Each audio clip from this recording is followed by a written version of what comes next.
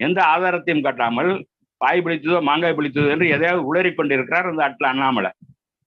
அது மாதிரி முருகன் என்பவரும் இப்ப இன்னைக்கு அவர் தத்து பித்தென்று இருக்கின்றார். இங்க மட்டும்தான் ஜாதி இருப்பது போலவும் மற்ற மாநிலங்கள்லாம் ஜாதி இல்லாத போலவும் இதுதான் திராவிட மாடலா என்று கேள்வி கேட்டுக் கொண்டிருக்கிறார். அவர்களுக்கெல்லாம் பதிலீட்டு கொடுக்கக்கூடிய வகையில தான் இன்றைக்கு இந்த புத்தகத்தை நாம் ஆய்வு செய்ய இருக்கிறோம்.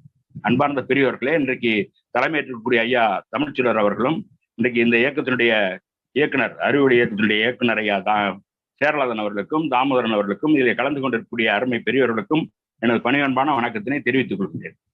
இந்த சாதியை ஒழிக்க வழி என்கின்ற புத்தகம் எப்படி வந்தது என்பதை பற்றி ஐயா தமிழ்ச்செல்வர் அவர்கள் தன்னுடைய தலைமை உரையிலே தெரிவித்திருக்கிறார்கள்.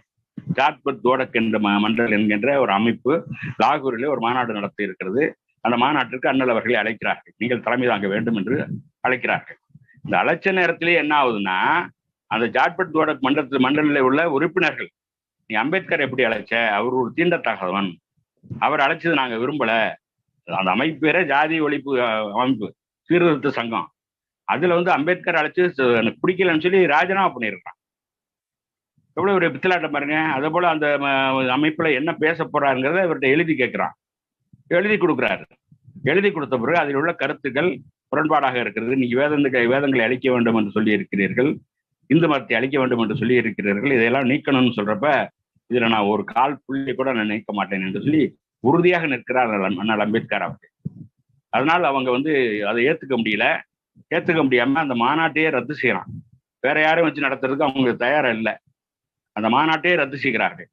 ஆனால் அண்ணல் அம்பேத்கர் அவர்கள் மிக சிரமப்பட்டு முயற்சி செய்து இந்த நூலை, இந்த பேச்சுகள், அந்த மாநாட்டில் பேசக்கூடிய பேச்சை தொகுத்து இருக்கிறார்கள். தொகுத்து அந்த மாநாட்டுக்காரர்கள் கேட்டுக்கொண்டிருக்கிறாங்க. ஆயிரக்கணக்கான நூல்களை அச்சிட்டு இருக்கிறார்கள். அதனால் அந்த அச்சிட்ட நூல்களை மக்கள் மத்தியிலே கொண்டு செல்ல வேண்டும், தன்னுடைய கருத்தை பரப்ப வேண்டும் என்பதற்காக அவர் ஆங்கிலத்தில் அதை புத்தகமாக வெளியிடுகிறார். அந்த ஆங்கிலத்தில் அவர் புத்தகமாக வெளியிட்டார் என்பதை கேள்விப்பட்டு தந்தை பெரியார் அவர்கள் அம்பேத்கரிடம் தொடர்பு கொண்டு அந்த புத்தகத்தை அனுப்ப சொல்கிறார். அதை வாங்கி தமிழிலே மொழிபெயர்த்து தமிழிலே அதனை சாதியை ஒழிக்க வழி என்று சொல்லி தமிழ்நாடு முழுவதும் பரப்புகிறார். எனக்கு தெரிந்து அம்பேத்கருடைய நூல் முதலாக தமிழிலே வந்தது அதுவாகத்தான் இருக்கும் என்று நான் கருதுகின்றேன். யாராவது அறிஞர் பெருமக்கள் அதற்கு முன்பு வந்ததாக இருக்கும் என்று சொன்னால் அதை ஏற்றுக்கொள்ள தயாராக இருக்கிறேன். ஆனால் இதுதான் தமிழிலே அம்பேத்கருடைய நூல் முதலாக வந்தது என்று நான் கருதுகின்றேன். அந்த அளவிற்கு அம்பேத்கருக்கும் தந்தை பெரியாருக்கும் ஒரு உறவு, ஒரு ஒற்றுமை இருந்திருக்கிறது.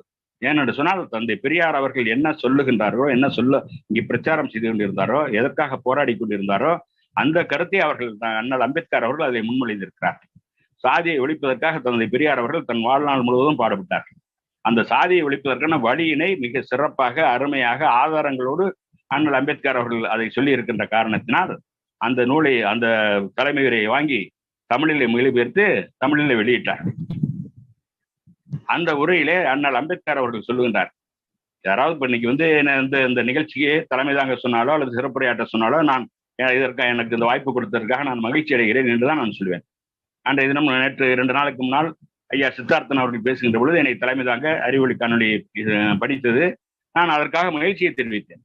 ஆனால் அண்ணல் என்ன சொல்கிறார் என்றால், இந்த நிகழ்ச்சிக்கு தலைமை தாங்க என்னை சொல்லி இருக்கிறீர்கள், அதற்காக நான் உங்களிடத்திலே வருத்தத்தை தெரிவித்துக் கொள்கிறேன், உங்களுக்கு என்ன நிகழ்வ போகிறதோ என்று நான் வருத்தப்படுகிறேன் என்கிறார்.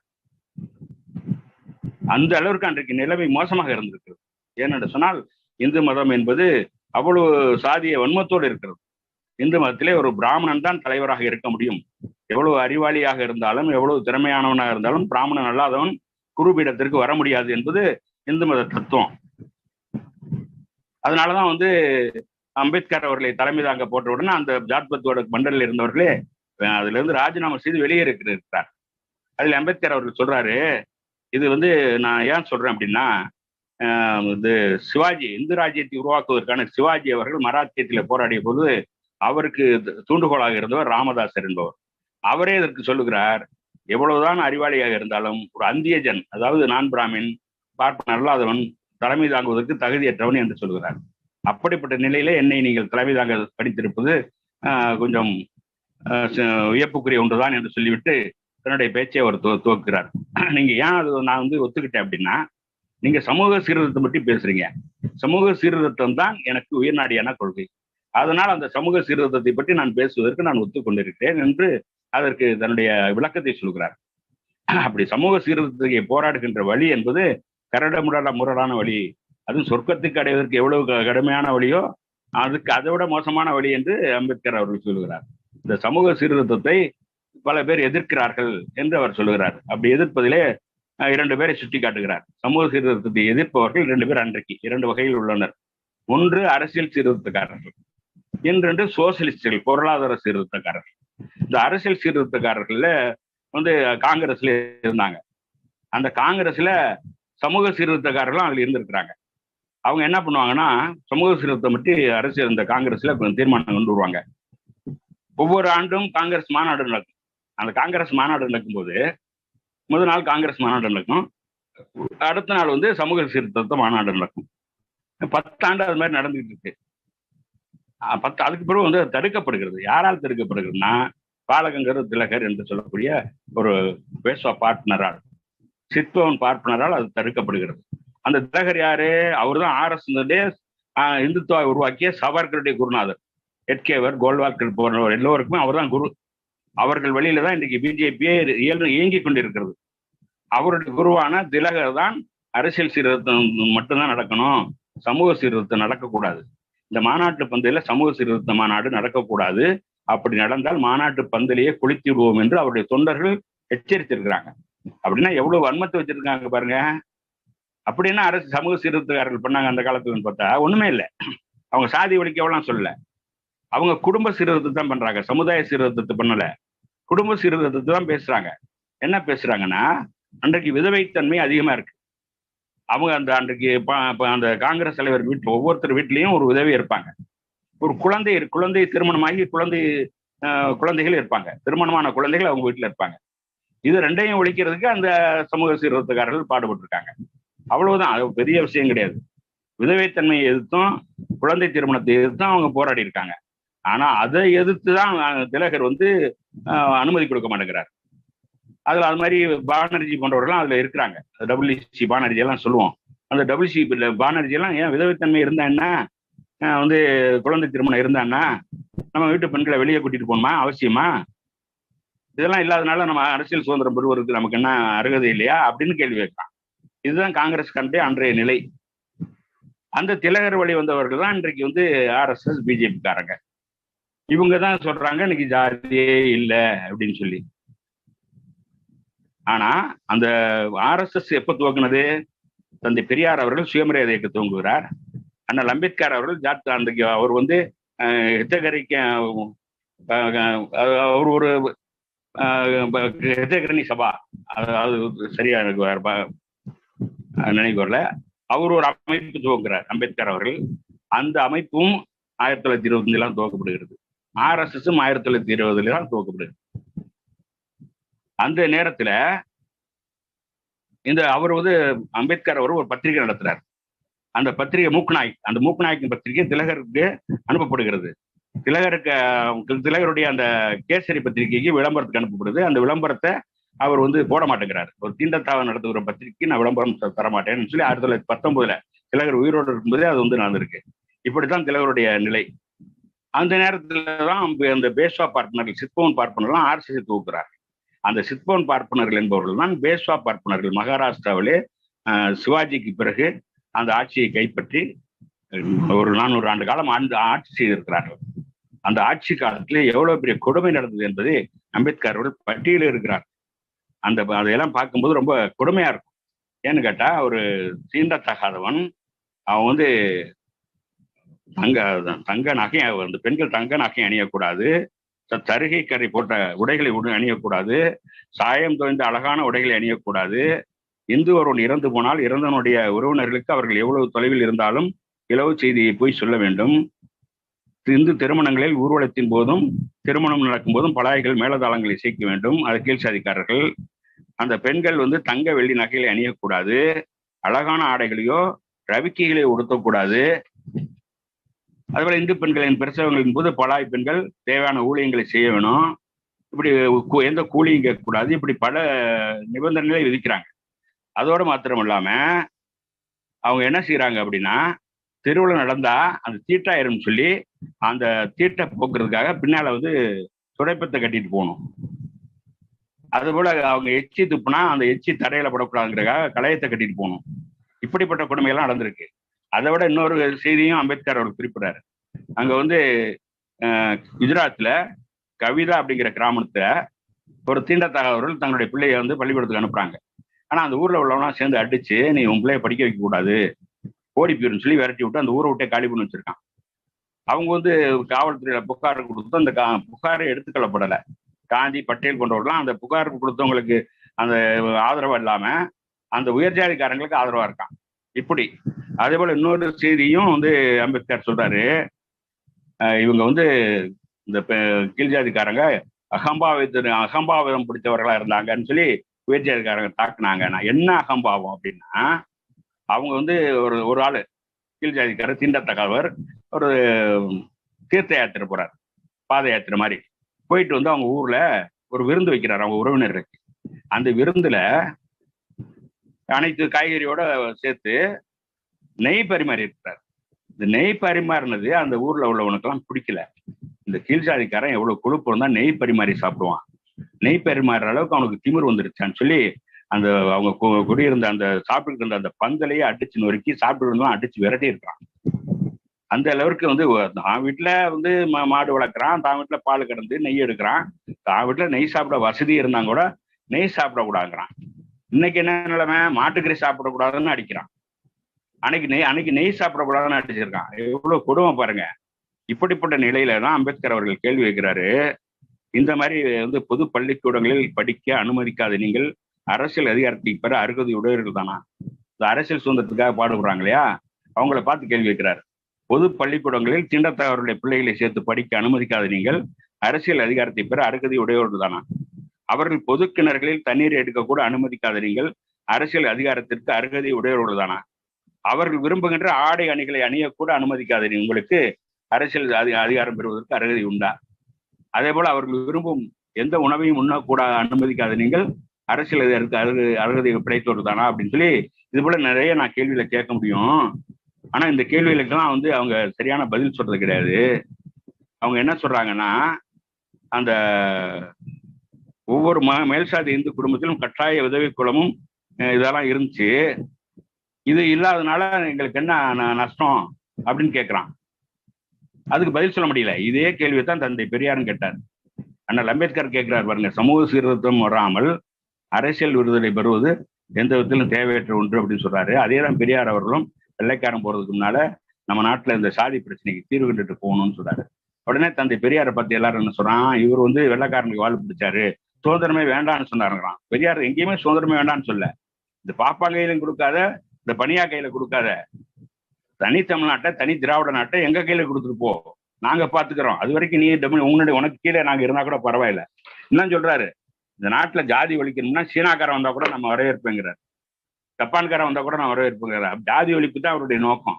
ஆனா பெரியாரை இன்றைக்கு கூட அவர்கள் தேச துறைகள்னு சொல்றான், ஆன்டி இந்தியன்கிறான். அவர் மீது எவ்வளவு இன்னைக்கும் வந்து வன்மத்தை கக்கிக்கிட்டு இருக்கான்.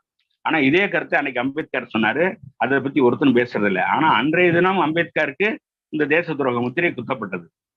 இன்னைக்கு வந்து அவரை பத்தி பேச மாட்டான். ஏன்னு கேட்டா அதை பத்தி பேசினா அவனுக்கு ஓட்டு கிடைக்காது. இப்படிப்பட்ட நிலையில தான் அம்பேத்கர் அவர்கள் கடுமையாக இந்த சமுதாய சீர்திருத்தத்தை பத்தி பேசுறாரு. அதே போல இன்னொரு கருத்து சொல்றாரு, நீங்க வந்து சமுதாய சீர்திருத்தம் என்பது குடும்ப சீர்திருத்தம், நீங்க வந்து அடுத்து வந்து இந்த சமுதாய அந்த சோசியலிஸ்ட் பாருங்க, அவங்கள பார்த்து கேட்கிறார். பொருளாதார சீர்திருத்தம், பெரியார் அவர்களும் அதே நிலைப்பாட்டை எடுத்திருக்கிறார். அன்றைக்கு பொருளாதார சீர்திருத்தம் வந்தா போதும், எல்லாம் சரியா போயிடும், சாதி பிரச்சனை பத்தி பேச வேண்டாம், மதத்தை பத்தி பேச வேண்டாம்னு அன்னைக்கு சொன்னாங்க. அதே நிலையே இப்ப அம்பேத்கர் இடத்துலயே வந்திருக்குது. சோசியலிஸ்டுகள் சமூக சீர்திருத்தத்தை பேச வேண்டாம், பொருளாதார சீர்திருத்தத்தை பத்தி பேசலாம் அப்படிங்கிறப்ப அம்பேத்கர் கேட்கிறாரு, உங்களால பாட்டாளி மக்களை ஒன்று திரட்ட முடியுமா? ஏழைகள் என்ற அடிப்படையிலோ தொழிலாளர்கள் என்ற அடிப்படையிலோ அவர்களை வந்து நீங்க ஒன்று திரட்ட முடியுமா? அங்க ஜாதி ஆலயம் இந்த மாதிரி ஏற்றத்தாழ்வுகள் ஒருவருக்கு பிரிஞ்சு கிடக்கிறாரு, நீங்க எப்படி அவங்களெல்லாம் ஒன்று திரட்டி ஒரு புரட்சியை அவங்களால கொண்டு வர முடியும்? இப்படி வந்து அந்த ஏழை பணக்காரங்கிற வேறுபாட்டை தவிர வேற எந்த வேறுபாட்டையும் நீங்க பாக்குறது இல்லையா? சாதி பிரச்சனை தீர்க்காமல் ஒருபோதும் பொருளாதார பிரச்சனை தீர்க்க முடியாது. ஒருவேளை புரட்சி ஏற்பட்டாலும் சாதி அரக்கன் உங்களை வழிமறிப்பான். அந்த அரக்கனை கொன்றொழிக்காமல் அரசியல் சீர்திருத்தமும் பொருளாதார சீர்திருத்தமும் பெற முடியாது என்பதை அழுத்தம் திருத்தமாக அம்பேத்கர் அவர் பதிவு செய்கிறார். அதே போல பாத்தீங்கன்னா இன்னொரு வருந்தத்தக்க செய்தியை அவர் பதிவு செய்கிறாரு. இன்றைக்கும் சாதி முறை ஆதரிப்போர் இருப்பது வருந்தத்தக்கது. சாதி அமைப்பு என்பது தொழில் பிரிவின் மறுபெயரே. நாகரிக சமுதாயம் அனைத்துக்கும் இவ்வகை தொழில் பிரிவு உள்ளது. எனவே சாதி அமைப்பில் தவறேதும் இல்லை என இதனை ஆதரிப்போர் கூறுகிறார்கள். சாதி அமைப்பு தொழில்களை மட்டும் பிரிக்கவில்லை. அம்பேத்கர் அவர்கள் இதை தெளிவாக சொல்றார். தொழில்களை மட்டும் பிரிக்கவில்லை, அது தொழிலாளர்களையும் பிரிக்கிறது. அதோடு நின்று விடவில்லை. அப்படி பிரிக்கப்பட்ட தொழிலாளர்கள் ஒருவர் மேல் ஒருவராக மேல் கீழ் ஏற்றத்தாழ்வில் வகைப்படுத்தப்பட்டுள்ளது. இது வேற எந்த நாட்டிலும் இல்லை. ஒருவருடைய திறமைக்கும் ஆர்வத்திற்கும் ஏற்றவாறு ஒரு தொழிலை தானே தேர்ந்தெடுத்துக் கொள்ளும் உரிமை சாதி அமைப்பு முறையில் இல்லை. ஒருவருடைய தொழில் பெற்றோருடைய சமூக நிலைக்கு தக்கவாறு ஏற்கனவே தேர்ந்தெடுக்கப்பட்டு விடுகிறது. தான் விரும்பினாலும் விரும்பாட்டாலும் அந்த தொழிலை தான் செய்யணும். ஒருத்தன் செருப்பு தைக்கிற தொழில் செஞ்சானா அவங்க அப்பா செஞ்சாருன்னா அதே தொழிலை தான் தொடர்ந்து செய்யணும், விரும்பினாலும் விரும்பாட்டியும். அதே மாதிரி ஒருத்தன் குயவனா இருக்கான்னா அவங்க பிள்ளையும் குயவனா தான் இருக்கணும். வேற எந்த நாட்டிலையும் இல்லையா அப்படின்னு கேட்குறாங்க. மற்ற நாட்டுகளையும் ஜாதி இருக்குதான், ஜாதி இருக்குதுன்னு சொல்றான். ஆனா ஜாதி கிடையாது, தொழில் இருக்கு. அந்த தொழில் விரும்பினால் செய்வான், விரும்பலன்னா வேற தொழில் போவான். இன்னைக்கு ஒருத்தர் கோல்டு ஸ்மித்தா இருக்கான்னா நாளைக்கு கார்பெண்டரா மாறுவான். அங்க ஒன்றும் தடை கிடையாது. ஆனா நம்ம நாட்டுல ஒரு ஜாதி தொழிலை விட்டுட்டு இன்னொரு ஜாதி தொழிலுக்கு போக முடியாது. பரம்பரை தொழில் தான் அவங்க செய்யணும். பரம்பரை தொழில் இல்லாத வேறு எந்த தொழிலையும் செய்வதற்கு சாதி அமைப்பு முறை அனுமதிப்பது கிடையாது. தனது சாதிக்கு ஒதுக்கப்பட்ட தொழிலை தவிர வேறு தொழிலை செய்து பிழைப்பதை விட, தனது சாதி தொழிலை தவிர வேறு தொழிலை செய்து பிழைப்பதை விட பட்டினி கிடந்து இறப்பதே மேல் என்று ஒவ்வொரு இந்து நம்புகிறான். இது இருப்பது இந்த மாதிரி இருப்பதற்கு சாதி அமைப்பு காரணம் என்று அண்ணல் அம்பேத்கர் சொல்றார். தொழிலை மாற்றிக்கொள்ள சாதி அமைப்பு முறை அனுமதிப்பதில்லை. இதுதான் நம் நாட்டில் வேலையில்லா திண்டாட்டத்திற்கு வரணும். தொழிலை மாற்றிக்கே விரும்புறதில்லை, விரும்பினாலும் விரும்பாட்டி அதிலேயே இருக்கான். அதனால அவன் திறமையும் காட்ட முடியறத. இதனாலதான் அந்த நாட்டில் வேலையில்லா திண்டாட்டம் இருக்குது என்பதை அண்ணல் அம்பேத்கர் அவர்கள் தெளிவாக சொல்றார். இது மாதிரி அநேக தொழில்களை இந்துக்கள் இழிவானது என்று கருதுவதால் அத்தொழிலை செய்வதோடு அத்தொழிலின் மீது வெறுப்பை வளர்க்கிறது. அத்தொழிலை செய்வோருக்கு அத்தொழிலின் மீது வெறுப்பை வளர்க்கிறது. விருப்பமில்லாத தொழிலில் திறமையை காட்டத்தான் முடியுமே தவிர, முடியுமா என்கிறார். விருப்பமில்லாத தொழிலில் திறமையை காட்ட முடியுமா? சாதியை ஆதரிப்போர் இந்த இன தூய்மையும் இரத்த தூய்மையும் காப்பதே சாதியின் நோக்கம் என்கின்றனர். உண்மையில் இந்தியாவில் எப்பொழுதோ சாதி கலப்பு இனக்கலப்பு ஏற்பட்டு உள்ளது. பஞ்சாபில் உள்ள பிராமணருக்கும் சென்னையில் உள்ள பிராமணருக்கும் என்ன ஒற்றுமை இருக்கு? அதே போல வங்கத்தில் உள்ள தீண்டாதவருக்கும் சென்னையில் உள்ள தீண்டாதவருக்கும் என்ன ஒற்றுமை இருக்கு? சாதி கலப்பு இல்லாம இருக்குருக்கா? சாதி கலப்பு ஏற்பட்டு போச்சு. ஆனா இனக்கலப்புங்கிறது எல்லாரும் ஒரே இனமா இருக்காங்க. அங்கெல்லாம் பஞ்சாப் உள்ள பிராமணரும் பஞ்சாப் உள்ள தீண்டத்தவரும் ஒரே இனம் தான். தமிழ்நாட்டுல பிராமணரும் தமிழ்நாட்டுல தீண்டத்தவரும் ஒரே இனம் தான் என்று சொல்லி இனக்கலப்பு ஏற்பட்டு விட்டது. ஆனா இன தூய்மையை பாதுகாப்பதற்கு தான் சாதி என்பது ஏற்றுக்கொள்ள முடியாது என்கிறார். அதே போல சாதி பொருளாதார மேம்பாட்டுக்கும் உகந்ததாக இல்லை. சாதி இந்துக்களை முற்றிலுமாக சிதைத்து சீரழித்து சின்னாபனமாக்கி விட்டது. இந்து என்ற பெயரே முஸ்லிம்கள் கொடுத்த பெயர் தான். முஸ்லிம்கள் இந்த நாட்டிற்கு வருவதற்கு முன்பு எந்த சமஸ்கிருத இலக்கியத்திலும் இந்து என்ற பெயர் இல்லை. சொல்லப்போனால் இந்து சமூகம் என்ற ஒன்று இல்லை, இருப்பதெல்லாம் பல சாதிகளின் தொகுப்பே. இந்து மதங்கிறது ஒரு பல சாதிகளின் தொகுப்பு தான். இந்து முஸ்லிம் கலவரங்களின் போது மட்டும் நாமெல்லாம் இந்துன்னு கூறி வாங்க வாங்க போய் முஸ்லீம் அடிக்கலாம், மசூதி அடிக்கலாம்னு சொல்லி கூப்பிட்றானே தவிர, மற்ற சமயங்களில் ஒரு சாதியும் பிற சாதியோடு உறவு கருதுவதில்லை. நாம் அனைவரும் இந்துக்கள் என்ற உணர்வு ஒருவரிடமும் ஏற்படுவதில்லை.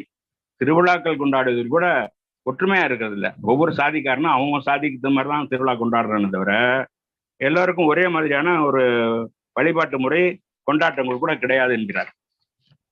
அதே போல நம்ம நாட்டுல இந்த ஒவ்வொரு சாதிக்காரனும் இன்னொரு சாதிக்காரன் எப்படி வெறுத்து இருக்கிறான்னு சொல்றாரு பாருங்க. உலக போர்ல ஜெர்மானியர்கள் ஆங்கிலேயர்களை எந்த அளவுக்கு வெறுத்து வசைப்பாடினார்களோ அதே போல ஒவ்வொரு சாதியினரும் இன்னொரு சாதியினர் வெறுத்து வசைப்பாடி வருகின்றனர். பிராமணர்களுக்கு உள்ளேயும் உட்பிரிவுகள் இருக்கின்றன.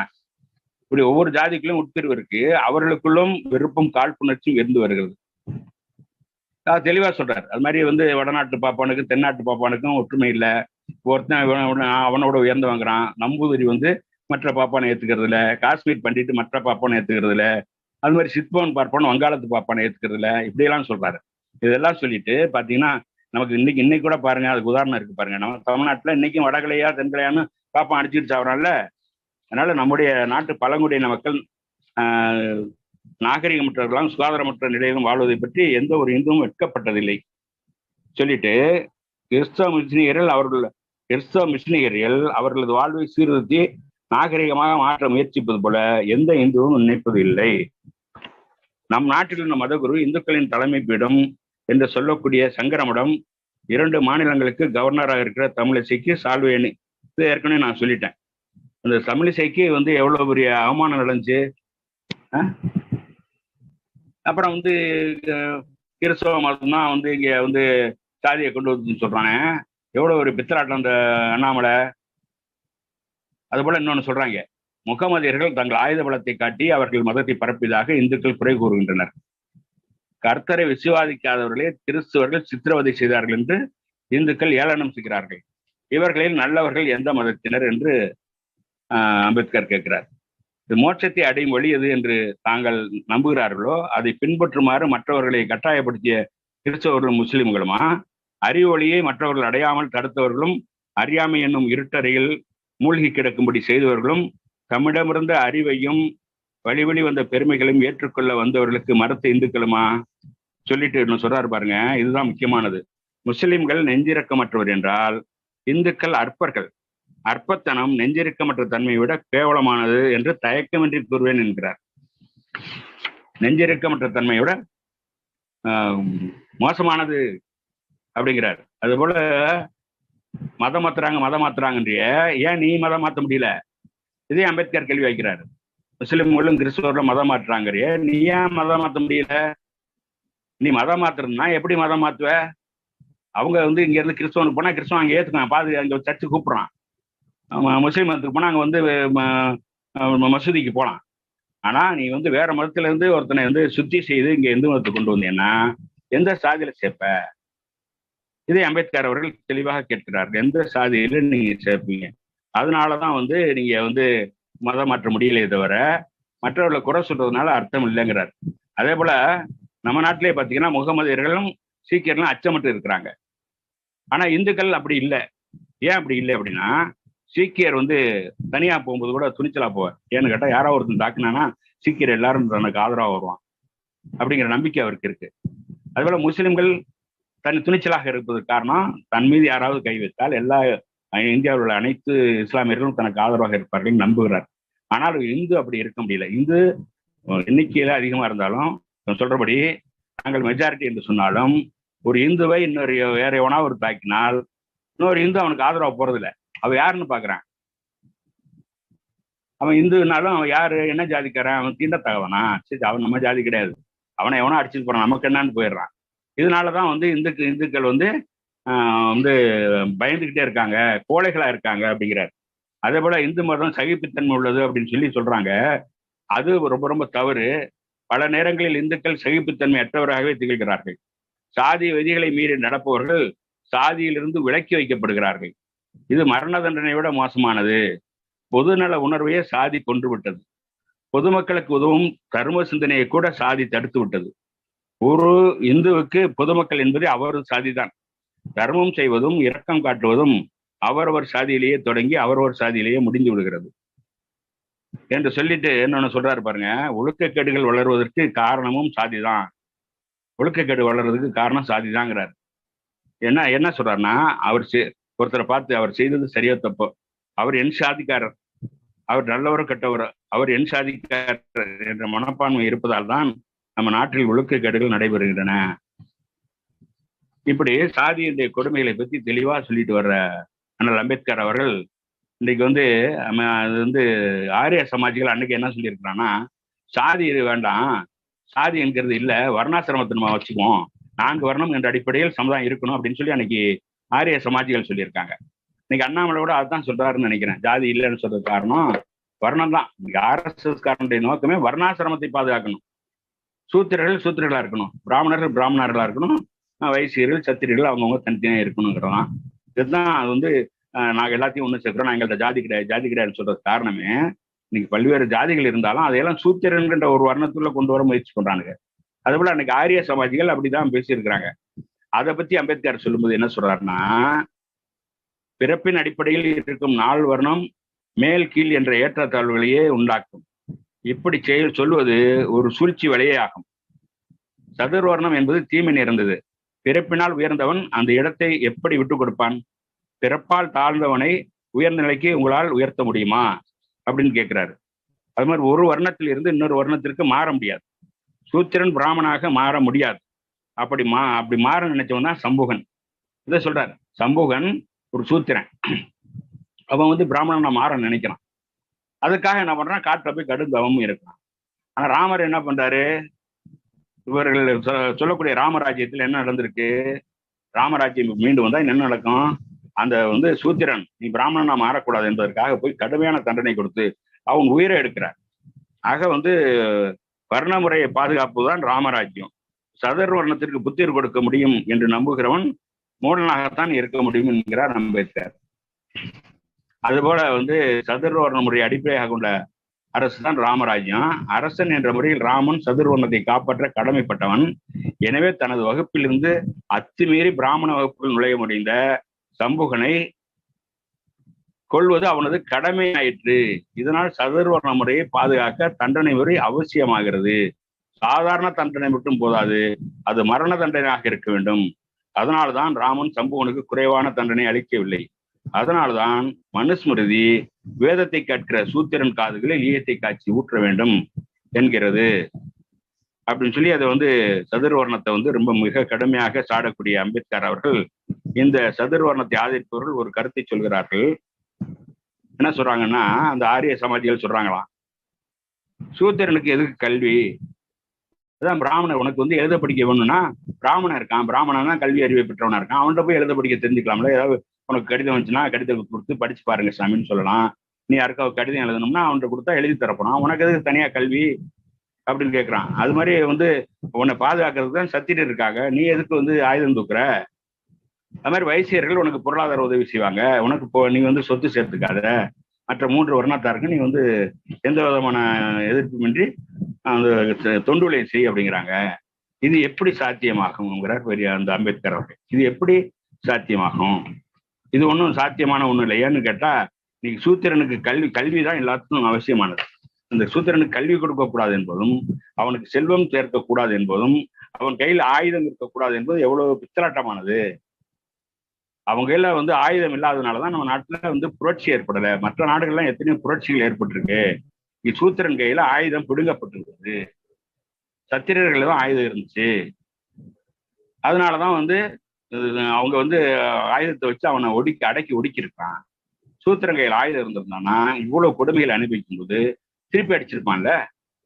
என்றைக்கும் அந்த ஜாதி பிரச்சனை ஒளிஞ்சிருக்கும்ல, தீண்டாமை ஒளிஞ்சிருக்கும்ல.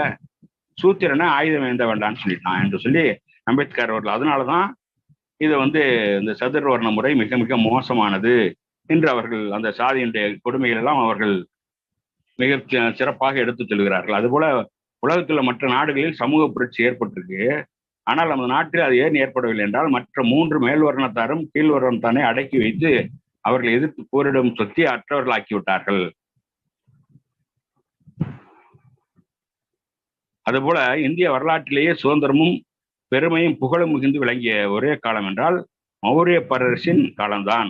மற்ற எல்லா காலங்களிலும் நாடு தோல்வியிலும் இருளிலும் மற்ற எல்லா காலங்களிலும் நாடு, அதாவது மௌரியர்கள் இல்லாத மற்ற காலங்களில் நாடு தோல்வியிலும் இருளிலும் தவித்தது. மௌரியர் காலத்தில் தான் சதுர்வர்ணம் முற்றிலும் அளிக்கப்பட்டது. நாட்டு மக்கள் பெரும்பான்மையான சூத்திரர்கள் உரிமை பெற்று நாட்டை ஆண்டார்கள் அப்படின்னு சொல்லி இந்த சாதியினுடைய கொடுமைகளை அவர்கள் ஒவ்வொன்றாக சொல்லிட்டு வர்றாரு. சொல்லிட்டு கடைசி அப்புறம் சொல்றாரு பாருங்க, சாதிகளை ஒழிப்பது எப்படி. இப்பதான் உண்மை அந்த டாபிக் வர்றார் அம்பேத்கர் அவர்கள். சாதிகளை ஒழிப்பது எப்படி? ஒரு சிலர் கிளை சாதிகளை ஒழித்து விட்டால் சாதியை ஒழித்து விடலாம் என்கின்றனர். இது தவறான எண்ணம் என்று கருதுகிறேன். பிராமணர்களிலேயே தென்னிந்திய பிராமணர்களுக்கும் நிறைய வேறுபாடு, தென்னிந்திய பிராமணர்களுக்கும் வட இந்திய பிராமணர்களுக்கும் நிறைய வேறுபாடு இருக்கிறது. இவர்களை இணைப்பது கூட நடைமுறை சாத்தியமல்ல என்கிறார். அதுபோல சமபந்தி போஜனம் வந்தா சாதியை ஒழிச்சிடலாம் அப்படின்னு சொல்றாங்க. அதுவும் பலனட்டு போதிய பலன் அளிக்கல அப்படின்னு சொல்லிட்டு அம்பேத்கர் சொல்றார், சாதி ஒழிக்கிறதுக்கு உண்மையான வழி என்னன்னு சொல்லி அம்பேத்கர் சொல்றார் பாருங்க. சாதியை ஒழிப்பதற்கு உண்மையான வழி கலப்பு மனமே என்று நான் உறுதியாக நம்புகிறேன். கலப்பு மனம் மூலம்தான் இரத்த கலப்பு ஏற்படும். அந்த இரத்த கலப்பின் மூலம்தான் உற்றார் உறவினர் என்கின்ற உணர்வு ஏற்படும். எனவே சாதியை உடைப்பதற்கு உண்மையான தீர்வு கலப்பு மனமே என்கிறார். ஆனா பெரும்பான்மையான இந்துக்கள் சமபந்தி போஜனமும் கலப்பு உணவும் செய்யாமல் இருப்பது ஏன்? இந்த கேள்வியை கேட்கிறார். இதற்கு ஒரே விடை, சமபந்தி போஜனமும் கலப்பு உணவும் இந்துக்கள் புனிதமானது என்று கருதும் நம்பிக்கைகளுக்கும் கொள்கைகளுக்கும் எதிரானது என்பதுதான் இதற்கு விடை. சொல்லிட்டு அடுத்து என்ன சொல்றாரு, சாதியை ஒழிக்கிறதுக்கு சரியான வழியை சொல்றாரு பாருங்க. இந்துக்கள் சாதியை பின்பற்றுகிறார்கள் என்றால் அதற்கு காரணம் அவர்கள் மனிதத்தன்மை அற்றவர்கள் என்பதோ விரோதிப்பித்து கொண்டவர்கள் என்பதோ அல்ல. அவர்கள் ஆழ்ந்த மதப்பற்று கொண்டவர்களாக இருப்பதனாலேயே சாதி முறையை பின்பற்றுகிறார்கள். சாதி முறையை பின்பற்றுவது மக்களின் தவறு அல்ல. சாதி முறையை அவர்கள் உள்ளத்தில் ஊற வைத்திருக்கும் மதத்தைத்தான் இதற்கு குறை கூற வேண்டும். இது சரியான கருத்து என்றால் நீங்கள் எதிர்த்து போராட வேண்டியது, அதாவது ஜாட்பத்தோட கொண்டலுக்கு சொல்றாரு, நீங்கள் எதிர்த்து போராட வேண்டியது சாதி முறையை பின்பற்றும் மக்களை அல்ல, சாதியை போற்றுகின்ற மதத்தை கற்பிக்கும் சாஸ்திரங்களைத்தான் நீங்கள் எதிர்க்க வேண்டும். சபாபதி போஜனம் செய்யாதவர்களையும் கலப்பு மனம் செய்யாதவர்களையும் கண்டித்தும் கேலி செய்தும் பேசுவதோ அவ்வப்போது சமபந்தி போஜனங்களும் கலப்பு மனங்களும் நடத்துவதோ சாதியை ஒழிக்கும் நோக்கம் நிறைவேற உதவாது. சாஸ்திரங்கள் புனிதமானவை என்ற நம்பிக்கையை ஒழிப்பதே இதற்கு சரியான வழியாகும். மக்களின் நம்பிக்கைகளையும் கருத்துக்களையும் சாஸ்திரங்களை உருவாக்கும் நிலையை தொடர அனுமதித்தால் உங்களுடைய நோக்கம் எப்படி நிறைவேறும்? சாஸ்திரங்களின் அதிகாரத்தை எதிர்க்காமல், அவை புனிதமானவை என்ற மக்கள் நம்புவதை எதிர்க்காமல், சாஸ்திரங்களை பின்பற்றி மக்கள் செய்யும் செயல்களை மட்டும் கூறுவது பொருத்தமற்றது. சாஸ்திரங்களின் மூலம் மக்களின் மனதில் ஊறிப்பு இருக்கும் நம்பிக்கைகள் தான் அவர்களின் செயல்களெல்லாம் காரணம்.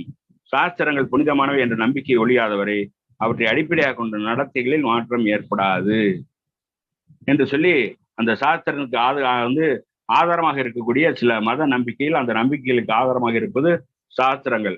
இந்துக்கள் சமூக அமைப்பை புனிதமானதாக கருதுகிறார்கள். சாதி புனிதமானது, தெய்வீகமானது என்று கருத்தை அளிக்க வேண்டும். சாஸ்திரங்கள் வேதங்கள் ஆகியவற்றின் அதிகாரத்தை அளிக்க வேண்டும். சாதியை ஒழிப்பதற்கு ஒருபோதும் பிராமணர்கள் உடன்பட மாட்டார்கள். இப்படி வேதங்களையும் சாஸ்திரங்களையும் அளிப்பதற்கு பிராமணர்கள் ஒத்துக்க மாட்டாங்க, ஒருபோதும் உடன்பட மாட்டார்கள். இன்னைக்கு லௌகிக பிராமணர்கள் சீர்திருத்த இயக்கத்துல சேர்றாங்க. அவங்க எப்படி ஜாதியை ஒழிக்க ஒத்துப்பாங்க? அவங்க வைதிக பிராமணர்களை எதிர்த்து அவங்க போராடுவாங்களா? அவங்க எல்லாம் உறவினர்கள் இல்லையா? அவங்களை எதிர்த்து அவங்க எப்படி போராடுவாங்க? அதனால அவங்களெல்லாம் நம்பாதீங்க அப்படின்னு சொல்லிட்டு சொல்றாரு. கோப்பாக இருப்பவன் புரட்சி செய்ய மாட்டான். அதுபோல சமூக சீர்திருத்தத்தில் பிராமணர்கள் ஒருபோதும் புரட்சி செய்ய மாட்டார்கள். புரட்சி செய்கிறவன் போப்பாக இருக்க மாட்டான், போப்பாக இருப்பவன் புரட்சி செய்ய மாட்டான். அதுபோல சமூக சீர்திருத்தத்தில் பிராமணர்கள் ஒருபோதும் புரட்சி செய்ய மாட்டார்கள். அதே போல மற்ற சாதிக்காரர்களும் சாதியை ஒழிக்க விரும்ப மாட்டார்கள். ஒவ்வொரு சாதியும் தம்முடைய சமூக அந்தஸ்தை இழக்க விரும்ப மாட்டார்கள். ஏன்னு கேட்டா அந்த சமூக அந்த சாதியின் மூலமாக அந்த சாதி அமைப்பு கலைக்கப்பட்டால் அதிக உரிமைகளையும் அதிகாரங்களையும் இழக்க நேரிடும் என்று இந்த சாதிகளுக்கு தெரியும். அதனால் சாதி அமைப்பின் மீதே போர் தொடுப்பதற்கு எல்லா சாதிகளையும் ஒன்று திரட்டுவது இயலாது அப்படின்னு சொல்லிட்டு சொல்றாரு பாருங்க. சாதி பகுத்தறிவுக்கு முரணானது என்று எடுத்துக்காட்டி அனைவரும் சிந்திக்க வைத்து சாதிகளை ஒழிக்கலாம். ஆனால் இந்து மதத்தில் பகுத்தறிவுப்படி நடக்க சுதந்திரம் இல்லை. வேதங்களுக்கும் ஸ்மிருதிகளுக்கும் பொருள் காண்பதற்கு பகுத்தறிவை பயன்படுத்தக்கூடாது என்று சாஸ்திரங்கள் சொல்லுகின்றன. அது நாசிகத்துக்கு சமமான பாவம் என்று மகாபாரதம், கீதை, ஸ்ருதிகள், ஸ்மிருதிகள் அனைத்தும் கூறுகின்றன. எனவே சாதி கோட்டையில் உடைப்பு ஏற்படுத்த வேண்டும் என்றால் நீங்கள் வேதங்களையும் சாஸ்திரங்களையுமே வெடிவைத்து தகர்க்க வேண்டும். பகுத்தறிவு செயல்பட இடம் கொடுக்காத, ஒழுக்கம் செயல்பட இடம் கொடுக்காத வேதங்களையும் சாஸ்திரங்களையும் நீங்கள் தகர்க்க வேண்டும். ஸ்ருதிகளையும் ஸ்மிருதிகளையும் அடிப்படையாக கொண்ட மதத்தை நீங்கள் அழிக்க வேண்டும். அம்பேத்கர் சொல்லக்கூடிய ஒரு அழுத்தமான கருத்து, ஸ்ருதிகளையும் ஸ்மிருதிகளையும் அடிப்படையாக கொண்ட மதத்தை நீங்கள் அழிக்க வேண்டும். வேறு எதுவும் பலன் தராது. இந்த விஷயத்தில் இதுவே என்னுடைய தீர்க்கமான முடிவு என்கிறார். மதத்தை அழிக்கணும்னு சொல்லிட்டார். இதனாலதான் என்ன பண்றான், அந்த ஜாட்பத் தோட்டக் மண்டலுக்கு சேர்ந்தவன், நீங்க இந்த பேச்சை நீங்க வாபஸ் வாங்கணும், இதை நீங்க இது நீங்க பேசக்கூடாது, இந்த பேச்சை பேசக்கூடாது அப்படிங்கிறான். அதுல அவர் என்ன சொல்ற, நான் அதுல உறுதியா இருக்கேன், நீங்க சொல்றதை நான் ஏத்துக்க மாட்டேன், இதுல ஒரு கால் புள்ளியை கூட நான் நீக்க மாட்டேன் அப்படிங்கிறார். இதுல வந்து கடவுளே செய்த நல்ல செயல்கள் என்றாலும் அவை சுருதி, ஸ்மிருதி, சதாச்சாரம் ஆகியவற்றுக்கு முரண்பாடு இருந்தால் அவற்றை பின்பற்றி நடக்கக்கூடாது என்று அவை தெளிவாக கூறுகின்றன. இது மிகவும் அசாதாரணமான விரதமாக தோன்றலாம். பகுத்தறிவும் ஒழுக்கமும் 2 சக்தி மிக்க ஆயுதங்களாகும். அவரிடமிருந்து இந்த ஆயுதங்களை பறித்து விடுவது அவர் செயல்பட முடியாமல் செய்வதாகும். சாதி முறை பகுத்தறிவுக்கு ஏற்றதா இல்லை என்பதை ஆராய்வதற்கே மக்களுக்கு சுதந்திரம் இல்லை என்றால் நீங்கள் எப்படி சாதியை உடைக்கப் போகிறீர்கள்? பெரியார் வழிக்கு வர்றாரு. பகுத்தறிவின் மூலமாகத்தான் இது சாதி சரியில்லைன்னு மக்களை உணர வைக்கணும். ஆனா இந்து மதம் பகுத்தறிவு இப்படி சிந்திக்க கூடாதுங்க. கீதையில பகுத்தறிவை பயன்படுத்தக்கூடாதுன்னு சொல்றான். மனுஸ்மிருதி பகுத்தறிவை நீ பயன்படுத்தாத, அது ராசிகம் அப்படிங்கிறான். இது மாதிரி மகாபாரதமும் பகுத்தறிவை பயன்படுத்தக்கூடாது. இப்படிப்பட்ட நிலையில நீங்க சாதி கொட்டையில் உடைப்பு ஏற்படுத்த வேண்டும் என்றால் வேதங்களையும் சாஸ்திரங்களையும் வெடிவெடித்து தகர்க்க வேண்டும் அப்படிங்கிறத தெளிவா திட்டமிட்டு சொல்றாரு. அப்படி சொல்லிட்டு அவர் என்ன சொல்றாரு, நான் வந்து மதத்தையே ஒழிக்க சொல்றேன்னு எல்லாரும் நீங்க நினைப்பீங்க. மதமே வேண்டாம்னு நான் சொல்லல. மதங்கிற இடத்துல ஒரு குறிப்பிட்ட சட்டத்தை நீங்க வச்சுக்கங்க. குறிப்பிட்ட சட்டத்தை வச்சுக்கிட்டு இந்த சாஸ்திரங்களையும் வேதங்களையும் நீங்க வந்து தூக்கி குப்பையில போட்டு பொதுவான விதிகளை நீங்க உருவாக்குங்கிறார். பொதுவான விதிகளை உருவாக்கிட்டு அதன்படி நீங்க வந்து எல்லா செயல்பாடுகளையும் நடத்துங்கன்னு சொல்லிட்டு அவர் என்ன சொல்றாரு,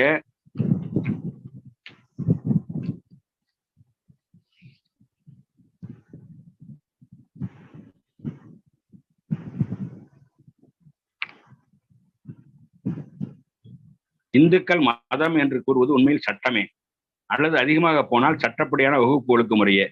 இப்படி கட்டளைகளின் தொகுப்பாக அமைந்த ஒன்றை நான் மதம் என்று மதிக்க மாட்டேன்.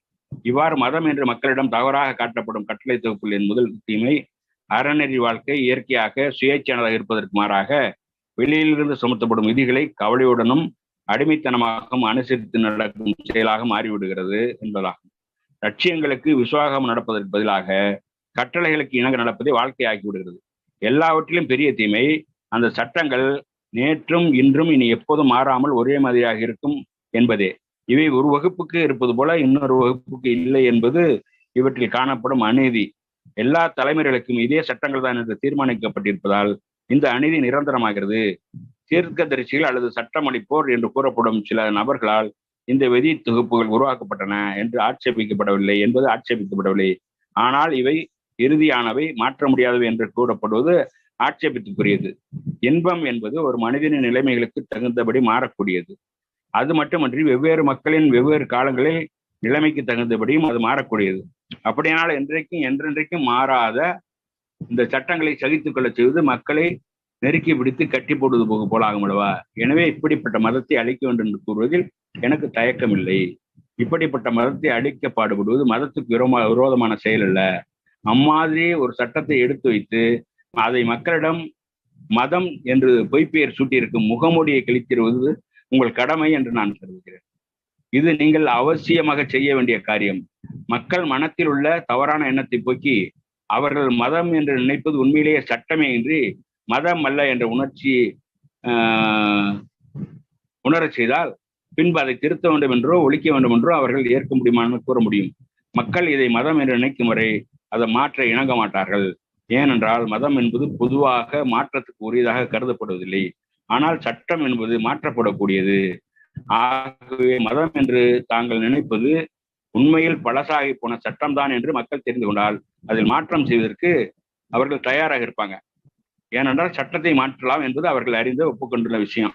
ஏன்னா இன்னைக்கு சனாதன தர்மங்கிறான், இந்து மதத்தை வந்து சனாதன தர்மங்கிறான். சனாதனம்னா மாற்ற முடியாதது, மாற்றம் இல்லாதது, இன்றைக்கும் இருந்து கொண்டு இருப்பது, ஒரே மாதிரி இருப்பதுங்கிறான். அதனால மாற்றம் இல்லாததுங்கிறதுனால அன்றைக்கு என்ன எழுதி வச்சானா அது அன்னைக்கும் அப்படியே தொடர்ந்து இருக்கணும் அப்படின்னு சொல்லி சொல்றாங்க.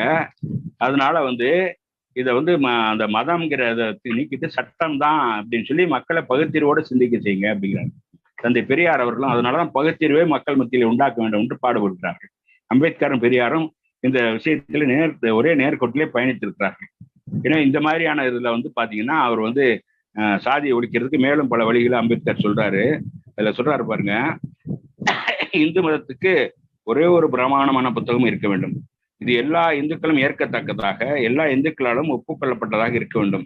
இந்த புத்தகத்தை தவிர வேதங்கள், சாஸ்திரங்கள், புராணங்கள் முதலாக புனிதமானவையாகவும் அதிகாரப்பூர்வமானதாகவும் கருதப்படும் எல்லா இந்து மத நூல்களும் அவ்வாறு கருதப்படக்கூடாது என்று சட்டம் செய்ய வேண்டும். எல்லாத்தையும் தூக்கி போட்டு கொளுத்துங்கிறார். பெரியார் தானே சொன்னாரு, புராணங்களை கொளுத்து, சாஸ்திரங்களை கொளுத்து, இதிகாசங்களை கொளுத்துனாரு. இது மாதிரி அம்பேத்கர் அவர்கள் மனு தர்மத்தை கொளுத்தி இருக்கிறாரு. அதனால இதெல்லாம் தூக்கி போட்டு கொளுத்துங்கிறார். அதே போல இந்துக்களிடையே புரோகிதர்கள் இல்லாமல் ஒழித்து விடுவது நல்லதுங்கிறார். நம்ம அனைத்து சாதாரண அரசு சொல்ற மாதிரி இதை சட்டமாக்கணுங்கிறார். ஆனால் இது இயலாத போது என்று தோன்றினால் புரோக தொழில் பரம்பரையாக வருவதை நிறுத்த வேண்டும். இந்து என்று கூறிக்கொள்ளும் ஒவ்வொருவரும் புரோகிதராக வர அனுமதிக்க வேண்டும். அம்பேத்கர் தந்தை பெரியார் அவர்கள் இறுதி போராட்டமாக தான் அறிவிச்சாரு. அம்பேத்கரும் பெரியாரும் ஒண்ணுதாங்கிறதுக்கு எவ்வளவு உதாரணம் இருக்கு பாருங்க. இறுதி போராட்டமே அனைத்து சாதியினரும் அரைச்சாங்கன்னு தான் பெரியார் அம்பேத்கர் அவர்கள் 1935 அதை சொல்லியிருக்கிறார். இப்படி சொல்லிட்டு அனுமதி பத்திரம் இல்லாத பெறாத புரோகிதர் நடத்தும் சடங்குகள் செல்லாது என்று அறிவிக்க வேண்டும். அனுமதி பத்திரம் பெறாதவர் புரோகிதராக செயல்படுவதை தண்டனைக்குரியதாக்க வேண்டும். புரோகிதர் அரசின் பணியாளராக இருக்க வேண்டும். ஒழுக்கம், நம்பிக்கைகள், வழிபாடு ஆகிய விஷயங்களில் அரசின் ஒழுங்கு நடவடிக்கைக்கு உட்பட்டவராக இருக்க வேண்டும்.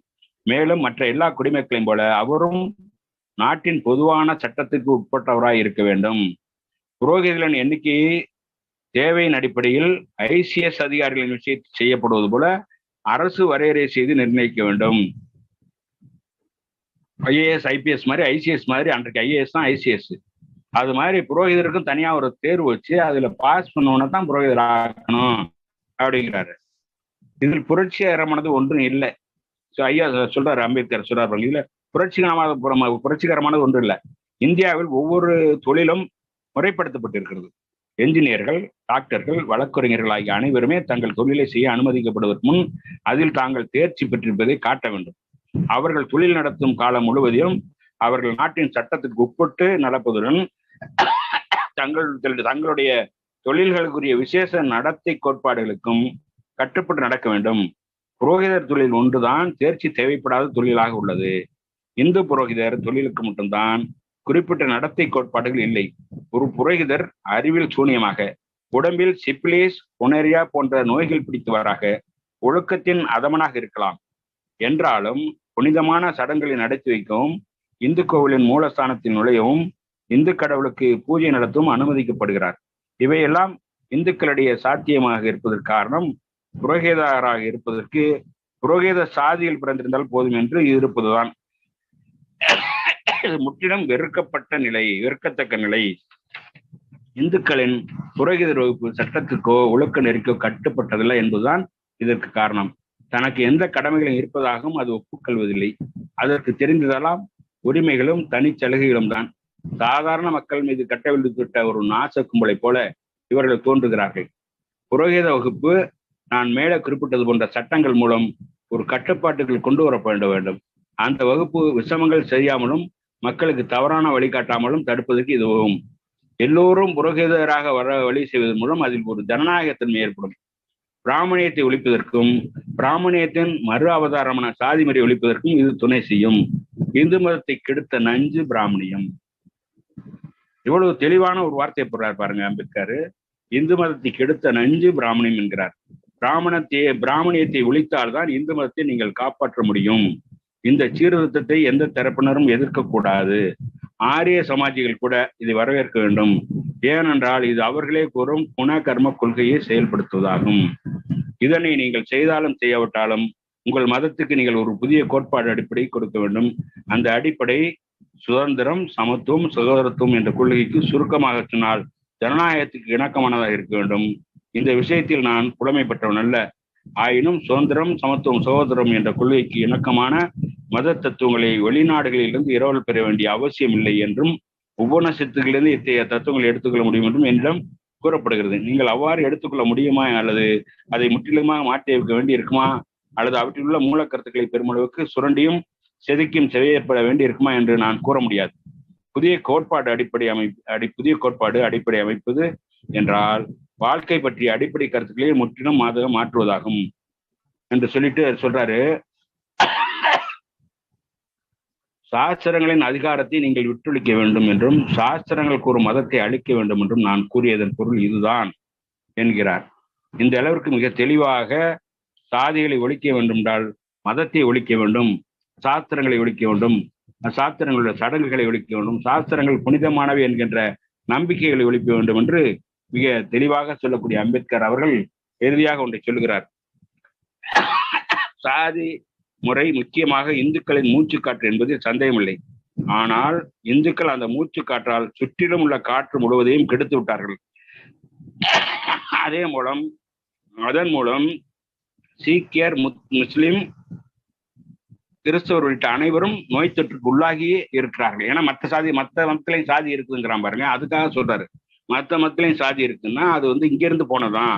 இவன் தான் அந்த மூச்சு காற்றால சுற்றிலும் உள்ள காற்று முழுவதும் கெடுத்து விட்டார்கள்.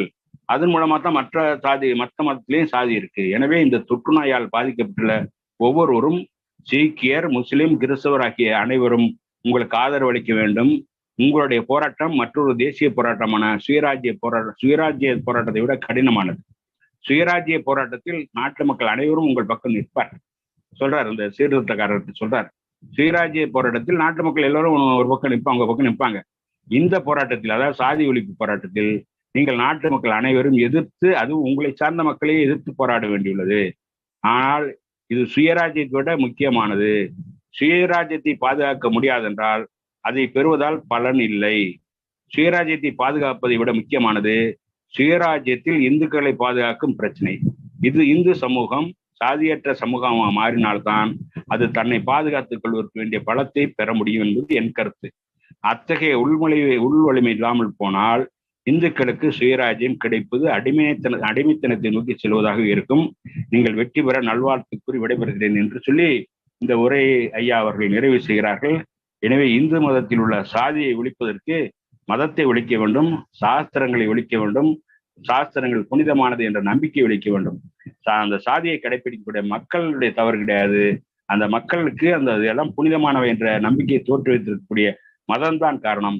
எனவே இந்த மதத்தை ஒழிக்காமல், இந்து மதத்தை ஒழிக்காமல் சாதியை ஒழிக்க முடியாது என்பதை மிக தெளிவாக சொல்லுகிறார். இப்படிப்பட்ட அம்பேத்கரை தான் இன்றைக்கு இந்துத்துவவாதிகள் அவரை இந்துத்துவ அம்பேத்கர் என்று சொல்கிறார்கள்.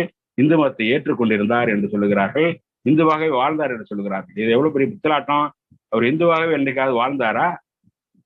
நம்முடைய தமிழர் தலைவர் ஒரு புத்தகத்தில் எழுதுகிறார். அந்த புத்தகத்துல சொல்லும்போது சொல்றாரு, ஒரு விபத்துல மாட்டிக்கிட்டார் அம்பேத்கர். ஒரு நண்பர்கிட்ட சொல்றாரு, இன்னைக்கு ஒரு விபத்துல நான் மாட்டிக்கிட்டேன். என் டிரைவர் என்னை ரொம்ப சாதுரியமா காப்பாத்திட்டாரு. அப்படி சாதுரியமா காப்பாத்தலைன்னா என்னுடைய நிலைமை என்ன இருக்கும்? நான் இறந்து போயிருப்பேன். நான் இறந்து போவதற்காக நான் வருத்தப்படல, அதுக்காக சாவறதுக்கு நான் பயப்படல. ஏன் நான் பயப்படுறேன் அப்படின்னா, நான் ஒரு உறுதிமொழி ஏற்றிருக்கேன். நான் பிறக்கும்போது இந்துவாக பிறந்தேன், சாகும்போது இந்துவாக சாக மாட்டேன் என்று நான் உறுதிமொழி ஏற்றிருக்கிறேன். இதுவரைக்கும் நான் இந்து மதத்தில இருந்து நான் விலகலை, வேற மதத்துக்கு போகல. எனவே அந்த நிகழ்ச்சி நடக்காமல் நான் இறந்து விட்டால் நான் இந்துவாகவே அல்லவா இறந்ததாக ஆகிவிடும். எனவே நான் அதுக்குத்தான் அச்சப்படுறேன்னு சொல்லி, பிறக்கும்போது இந்துவாக பிறந்த நான் சாகும்போது இந்துவாக சாக மாட்டேன் என்று சொல்லி பௌத்தத்திற்கு மாறினார்கள். பௌத்தத்தில் மாறுகின்ற பொழுது அவர் எடுத்த உறுதிமொழிகள் இன்னைக்கு ஒவ்வொன்றும் அவ்வளவு தெளிவானவை. இன்னைக்கு தந்தை பெரியாருடைய சிலைக்கு அடியில எப்படி கடவுள் இல்லை, கடவுள் இல்லை, கடவுள் இல்லவே இல்லை என்கின்ற அந்த வாசகங்களை பிரித்திருக்கிறோமோ, அது போன்ற வாசகங்களை அம்பேத்கர் உறுதிமொழி எடுத்த பொழுது என்னென்ன உறுதிமொழி எடுத்தாரோ அந்த வாசகங்களை அவருக்கு சிலைக்கு அடியில் போடணும். நான் கிருஷ்ணனை கடவுளாக வணங்க மாட்டேன், பிரம்மாவை கடவுளாக வணங்க மாட்டேன், ராமனை கடவுளாக ஏற்றுக்கொள்ள மாட்டேன், பிள்ளையாரை கடவுளாக வணங்க மாட்டேன் என்றதெல்லாம் 22 உறுதிமொழி எடுத்துக்கொண்டார். அந்த 22 உறுதிமொழிகளையும் அங்கே கல்வெட்டாக வைத்தால்தான் அம்பேத்கருடைய உண்மையான கொள்கை என்பது அனைவருக்கும் தெரியும். இந்துத்துவ அம்பேத்கர் என்று இவர்கள் கொண்டாடுவதற்கு எந்த விதமான உரிமையும் இல்லாமல் மறுக்கப்பட்டுவிடும். அம்பேத்கரை பின்பற்றுவதாக சொல்லக்கூடிய மக்களுக்கும் அது ஒரு தெளிவை ஏற்படுத்தும். எனவே அம்பேத்கருடைய வழியும் தந்தை பெரியார் வழியும் இந்த சாதி ஒழிப்பு விஷயத்திலே ஒன்றுதான். இருவரும் ஒரு நாணயத்தின் இரு பக்கங்களாக இருந்து சாதியை ஒழிக்க போராடி இருக்கிறார்கள். அந்த இருவரும் தலைவர்கள் வழியிலே நாமும் முயற்சி செய்து இந்த இந்து மதத்தை ஒழித்து, சாஸ்திரங்களை ஒழித்து, வேதங்களை ஒழித்து, பகுத்தீர்வு அடிப்படையிலே இந்த சமுதாயத்தை கட்டமைத்து சாதியற்ற சமுதாயமாக சுதந்திரம், சமத்துவம், சகோதரத்தை உருவாக்குவதற்கான ஒரு சமத்துவத்தை நாம் உருவாக்கி பாடுபடுவோம். அதற்கு அம்பேத்கர் வழியும் பெரியார் வழியும் கடைபிடிப்போம் என்று சொல்லி இந்த வாய்ப்பளித்த உங்கள் அனைவருக்கும் நன்றி கூறி, இதுவரை என்னுடைய பேச்சு கேட்ட அத்தனை பேருக்கும் நன்றி கூறி விடைபெறுகிறேன். நன்றி, வணக்கம். வாழ்க பெரியார், வளர்க பகுத்தறிவு, வாழ்க அம்பேத்கர். நன்றி ஐயா, நன்றி. ஜாதியை ஒழிக்க வழி என்ற தலைப்பில் பாபா சாஹேப் அம்பேத்கர் அவர்கள் எழுதிய அந்த நூலை சிறப்பாக அதில் உள்ள சிறப்பம்சங்களை கோடிட்டு காமிச்சு சிறப்பாக எடுத்துரைத்த ஐயா ஆறுமுகம், திருச்சி பெல் மாரம்மா ஆறுமுகம் ஐயா அவர்களுக்கு அறிவொளி காணொலி சார்பாக வாழ்த்துக்கள், பாராட்டுகள், நன்றிகளை தெரிவித்துக் கொள்கிறோம். இந்த நிகழ்வில் கருத்துக்களை கூற ஐயா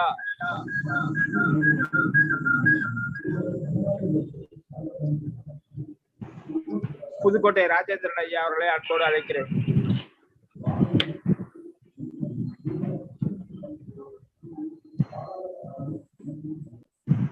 ஐயா அறிவொளி காணொலி இயக்கத்தை இயக்கிற சேரலாதன் ஐயா அவர்களே, ஒருங்கிணைப்பாளர் தாமோதரன் ஐயா அவர்களே, பொருளாளர் மோகன்ராஜ் ஐயா அவர்களே, இந்த நிகழ்ச்சியை கண்ணுற்று கொண்டிருக்கின்ற சான்றோர் பெருமக்களே, அனைவருக்கும் வணக்கம். 636வது நிகழ்ச்சி. தலைப்பு அண்ணல் அம்பேத்கரின் சாதி ஒழிக்க வழி என்கின்ற நூல். தொடக்கத்தில் புரட்சி பாடகர் பொற்செழியன் அவர்கள் அம்பேத்கர் அவர்கள் பற்றி சிறப்பாக பாடினார். அடுத்து டேப் எடுத்த ஒரு பெண் பாடகையும் சிறப்பாக பாடினார், கேட்டோம். மகிழ்ச்சி, நன்றி. தலைமை வகித்த தமிழ்ச்சூடர் ஐயா அவர்கள் வெள்ள ஆறுமுகம் ஐயா அவர்களின் கொள்கை சார்ந்த சிறப்புகளை தமிழ்ச்சூடர் ஐயா அவர்கள் எடுத்து சொன்னார்கள்.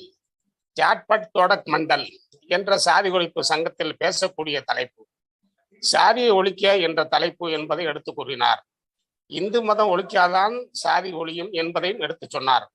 வெவ்வேறு சாதிகளின் கலப்பால் உருவான பெயர்களை எல்லாம் தமிழ்ச்சூடர் ஐயா அவர்கள் வரிசைப்படுத்தி கூறினார். மேலும் பல்வேறு சிறப்பான கருத்துக்களை தமிழ்ச்சூடர் ஐயா கூறினார். நன்றி. சிறப்புரையாற்றிய பெல் ஆறுமுகம் ஐயா அவர்கள் ஒரு மகிழ்ச்சியான செய்தியை முதலிலே தெரிவித்தார். பேரறிவாளன் விடுதலை என்ற மற்றற்ற மகிழ்ச்சியான செய்தியை அறிவித்தார். உலகத் தமிழர்கள் எல்லாம் மகிழ்ச்சி அடைய செய்திருக்கிறது. நாம் எல்லோரும் மகிழ்கிறோம். நீண்ட காலமாக சிறையில் தேவையில்லாமல் இந்த அரசாங்கம் வைத்திருந்தது டெல்லி அரசாங்கம். மகிழ்ச்சி அடைகிறோம். வெள்ள ஆறுமுகம் ஐயா அவர்கள் மடை திறந்த வெள்ளம் போல் சாதி ஒழிக்க வழி என்ற நூலின் தொடக்கத்திலிருந்து இறுதி வரை சிறப்பாக எடுத்து பேசினார். நான் இந்த நூலை ஒரு அரை நூற்றாண்டுக்கு முன்பாக மதுரையில் இருக்கும்போது வாங்கி படித்தேன். இன்னும் அந்த நூல் என்னிடம் இருக்கிறது. இன்றும் நான் அதை திருப்பி பார்த்தேன்.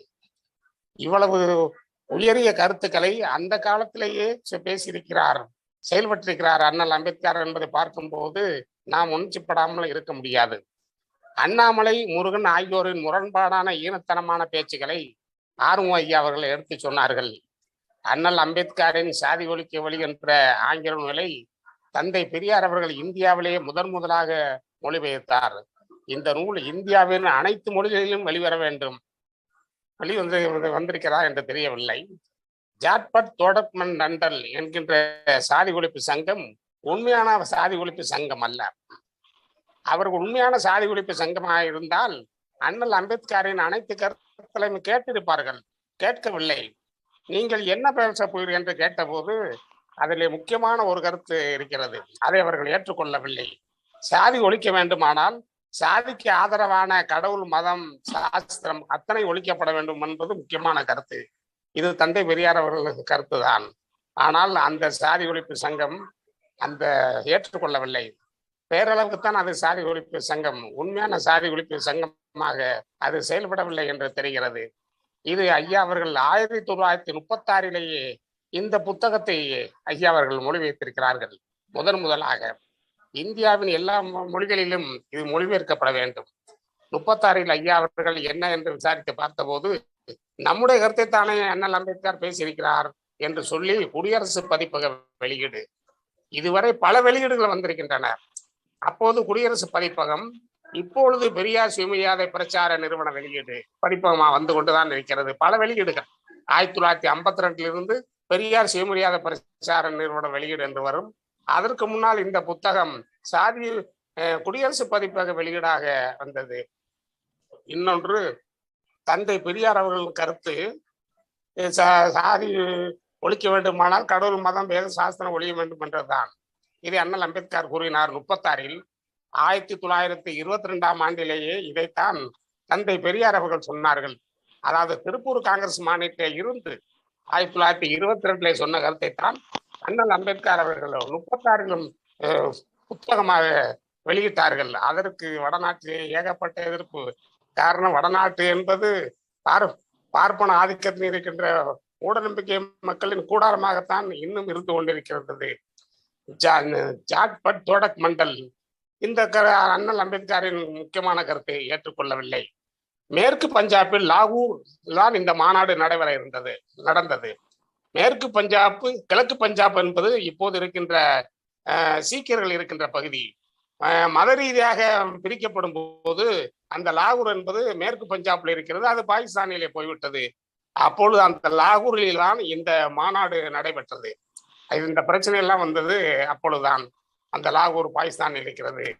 இந்து ராஷ்டிரம் அமைக்க சிவாஜிக்கு உதவிய ராம்தாஸ் என்ற பார்ப்பான் சொல்லுகிறான், அதாவது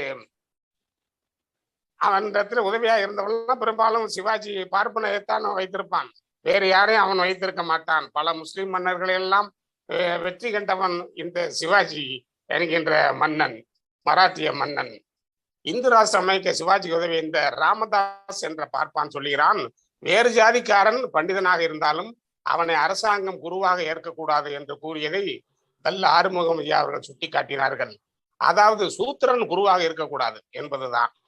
வேறு பார்ப்பான் தான் குருவாக இருக்க வேண்டும், சூத்திரன் குருவாக இருக்கக்கூடாது என்பதை இருந்ததை பெல் ஆறுமுகம் அவர்கள் எடுத்து சொன்னார்கள். சாதி ஒழிக்க வழி என்ற நூலின் முக்கிய கருத்து சிறப்பாகவே அனைத்தையுமே பேசினார்கள். நன்றி. இந்த நூலை இந்தியாவின் எல்லா மொழிகளிலும் மொழிபெயர்க்க வேண்டும். மொழிபெயர்க்கப்பட்டிருக்கிறதா என்று தெரியவில்லை, மொழிபெயர்த்தாக வேண்டும். இந்த நூலோடு அம்பேத்கரின் இன்னொரு புத்தகம் இருக்கிறது, அருமையான புத்தகம். நம்முடைய ஆசிரியர் அவர்கள் தொடர் சொற்பொழிவாக சென்னையிலே பிரியாத்தடையிலே நடத்தினார். புத்தா ஆண்டிஸ் தம்மா என்ற நூல், இரண்டும் மிக முக்கியமான புத்தகம். சாதிய ஒழிக்க வழி என்ற புத்தகமும் புத்தா ஆண்டிஸ் தம்மம் என்ற புத்தகத்தையும் பரப்பியாக வேண்டும். இது இந்த தமிழ்நாட்டில் இந்தியா முழுமைக்கு அதை பரப்பியாக வேண்டும். சிறப்பாக தலைமுறையாற்றிய தமிழ்ச்சூடர் ஐயா அவர்களுக்கும் சிறப்புடன் முழுமையாக இந்த புத்தகம் முழுவதும் முக்கிய கருத்துக்களை எடுத்து சொன்ன பெல் ஆறுமுகம் ஐயா அவர்களுக்கும் நன்றி. எனக்கு கருத்து வாய்ப்பு கொடுத்த அறிவொளி காணொலி இயக்கத்துக்கு நன்றி கூறி முடித்துக் கொள்கிறேன். வணக்கம். நன்றி ஐயா, நன்றி. அடுத்ததாக ஐயா மும்பை கணேசன் ஐயா அவர்கள் காரைக்குடியிலிருந்து. பேரன்புக்குரிய அறிவொளி காணனுடைய அனைவருக்கும் என்னுடைய வாழ்த்துக்கள். இன்றைக்கு 636வது நிகழ்வு அம்பேத்கர் அவர்களுடைய ஜாதியை ஒழிக்க வழி என்கின்ற ஒரு பிரபலமான ஒரு அடிப்படை பாலபாடம் என்று சொல்லுவோமே, அம்பேத்கருடைய பாலபாடம் அந்த நூலை பற்றிய இந்த நிகழ்வு இன்று நடந்து கொண்டிருக்கிறது. இந்த நிகழ்வு தொடக்கத்தில் பாடல்கள் பாடிய நம்முடைய புரட்சி பாடகர்களுக்கும் நம்முடைய இசைவாணி என்கின்ற நம்முடைய தங்கை அவருடைய அந்த பாடலும் இங்கு ஒளிபரப்பட்டது. இருவருக்கும் நம் வாழ்த்துக்கள். அதே போல இந்த நிகழ்ச்சிக்கு தலைமை வைத்த நம்முடைய தமிழ்ச்சூடர் ஐயா அவர்கள் ஒரு அருமையான ஒரு உரையை நிகழ்த்தினார்கள். அறிவார்ந்த உரை, ஏராளமான தகவல்களை அவர்கள் வெளிப்படுத்தினார்கள். அவர்களுக்கும் நம்முடைய வாழ்த்துக்கள். அடுத்து வழக்கம் போல நம்முடைய ஐயா பெல் ஆறுமுகம் ஐயா அவர்கள் ஒரு மிகவும் ஒரு உற்சாகமான இந்த தலைப்பை கேட்டவுடனே அவர்கள் ரொம்ப ஒரு சிறப்பாக மகிழ்ச்சி ஏற்பட்டிருக்கும் அவர்களுக்கு. ஏனென்றால் அவர்கள் இந்த நூலையே ஒரு கிட்டத்தட்ட நான் அறிந்த கிட்டத்தட்ட 10 முறையாக அவர்கள் படித்திருப்பார்கள். நானும் அந்த புத்தகத்தை கிட்டத்தட்ட ஒரு 30-35 ஆண்டுகளாக நான் படித்துக் கொண்டிருக்கிறேன். அந்த பழைய நூலும் நம்மிடத்துல இருக்கிறது. நாம் பல 100 நூல்கள் இதை வாங்கி வந்து பல இடத்துல வழங்கி இருக்கிறோம். அப்படிப்பட்ட ஒரு சிறப்பான ஒரு நூலை பற்றி ஐயா அவர்கள் இன்று அதை ஒப்பீடு செய்து ஒரு ஆய்வுரை போல அவர்கள் இந்த உரையை நிகழ்த்தினார்கள். ரொம்ப சிறப்பாகவும் மகிழ்ச்சியாகவும் இருந்தது. இது 1936 நம்முடைய குடியரசு பதிப்பகத்திலே நம்முடைய ஐயா அன்றைக்கு ஆசிரியராக இருந்த குத்தூசி குருசாமி அவர்கள் மொழிபெயர்ப்புல அது வந்தது. அது ரொம்ப கிட்டத்தட்ட ஆங்கிலத்தில் அண்ணல் அம்பேத்கர் அவர்கள் எழுதியதுக்கு பிறகு தமிழிலே தான் முதலாக வந்ததாக குறிப்புகள் இருக்கின்றன என்பதை நாம் அறிகிறோம். எப்படி பெர்டன் ரசல்லாக இருக்கட்டும், இங்கர்சாலாக இருக்கட்டும், ஜீன் மெஸ்லியர் அவர்களாக இருக்கட்டும், ஞான சூரியன் எழுதிய நம்முடைய சிவானந்த சரஸ்வதி அவர்களாக இருக்கட்டும், அந்த நூல்கள் வெளிவந்த காலத்திலே தான் இந்த நூலும் வெளிவந்தது. அப்படி வந்து நாடு முழுக்க ஒரு பெரும் புரட்சியை ஏற்படுத்திய அந்த நூல், அந்த நூலுடைய வரலாறுகள் எல்லாம் நாம் அனைவரும் அறிந்தவர்கள். அதுல அண்ணல் குறிப்பிட்டதையும் இந்த ஐயா அவர்கள் குறிப்பிட்டார்கள். ஒரு திருமண வீட்டில் நெய் பரிமாறப்பட்டதற்காக அந்த திருமண வீட்டிலே புகுந்து பந்தலை அடித்து நொறுக்கியது. அதிலே ஒரு தாழ்த்தப்பட்ட பெண் பித்தளை குடத்திலே தண்ணீர் எடுத்து வந்ததற்காக அவர்கள் தாக்கப்பட்டதாகவும் இப்படி அந்த பதிவு அதிலே அண்ணல் அவர்கள் குறிப்பிட்டிருக்கிறார்கள். இப்படி அவர்களுடைய பொருள், அவர்களுடைய உழைப்பு, அவர்களுடைய பசுமாடு, அவர்கள் பால் கறந்து அதை நெய்யாக்கி அதை உண்ணுவதற்கு எப்படி செருப்பு தைக்கும் தொழிலாளி அவன் செருப்பு தைக்க கூடாது, செருப்பு தைத்து போட்டுக் கொள்ளக்கூடாது, நெசவு நெய்யும் தொழிலாளி அவன் நல்ல உடை உடுத்த கூடாது என்று சொல்வதை போல அன்றைக்கு மண்பாண்டங்களிலேதான் விளிம்பு நிலை மக்கள் அதை பயன்படுத்த வேண்டும் என்கின்ற எழுதப்படாத மனு தர்மத்தினுடைய சட்டங்கள், அதை பற்றியெல்லாம் நம் பாபா சாஹிப் அவர்கள் அதை குறிப்பிட்டிருக்கிறார்கள். அதை நம்ம ஐயா ரொம்ப அவர்களுக்கே உரிய நடையிலே ரொம்ப ஒரு உருக்கம், அதாவது என்ன சொல்றதுன்னா ஒரு நறுக்கு தெரித்தாற் போல ஒரு கம்பீரமான குரலிலே ஒரு பதிவு செய்திருக்கிறார்கள். மிக்க மகிழ்ச்சி. நான் இது பல முறை ஒரு கருத்து சொல்லியிருக்கிறேன், மீண்டும் அதை சொல்லுவேன். அதாவது 1996 அண்ணல் அம்பேத்கருடைய தொகுதிகளை வாங்கி கொண்டு அந்த மாநாட்டுக்கு வந்த நம்முடைய மருத்துவர் ஐயா டாக்டர் சோம இளங்கோவன் ஐயா அவர்களிடத்திலே திடலிலே, பெரியார் திடலிலே அந்த நூலை அவர்களிடத்திலே நான் கொடுத்தேன்.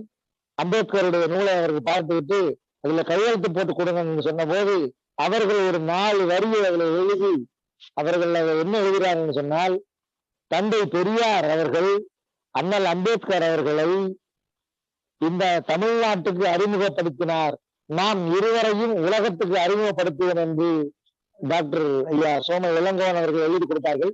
அந்த நேரத்தில் நான் ஏன் சொல்கிறேன் என்று சொன்னால், தமிழ்நாட்டுக்கும் நாம் தான் அறிமுக